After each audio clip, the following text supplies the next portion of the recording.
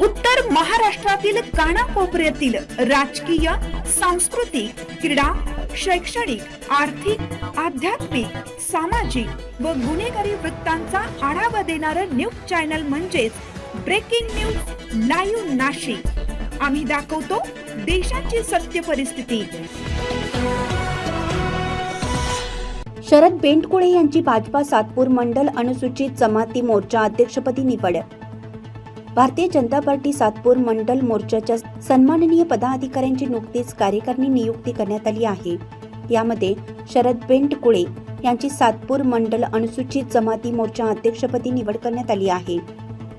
दरम्यान यावेळी भाजपा नाशिक महानगर जिल्हा अध्यक्ष सुनीलजी केदार, नाशिक पश्चिम मतदारसंघाच्या आमदार सीमाताई हिरे, भाजपा नाशिक महानगर सरचिटणीस रश्मिताई हिरे बेंडाळे, माजी सभापती तथा नगरसेविका उषाताई बेंडकुळे, प्रदेश कार्यकारिणी सदस्य रामहरी संभेराव, भाजपा नाशिक महानगर सरचिटणीस सुनील देसाई, भाजपा सातपूर मंडल अध्यक्ष नारायण जाधव, सरचिटणीस गौरव बोडके, निलेश जोशी आदींच्या प्रमुख उपस्थितीत ही निवड करण्यात आली।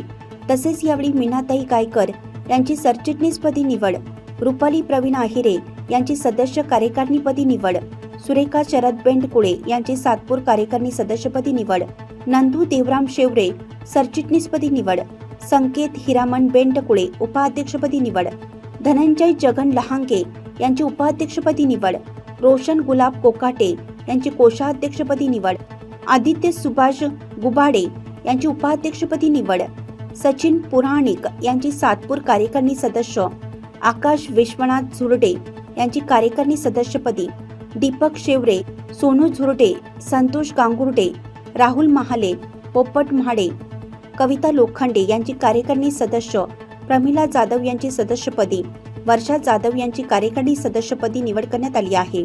या निवडीमुळे सर्व स्तरातून शरद बेंडकुळे यांचे भरभरून कौतुक होत आहे।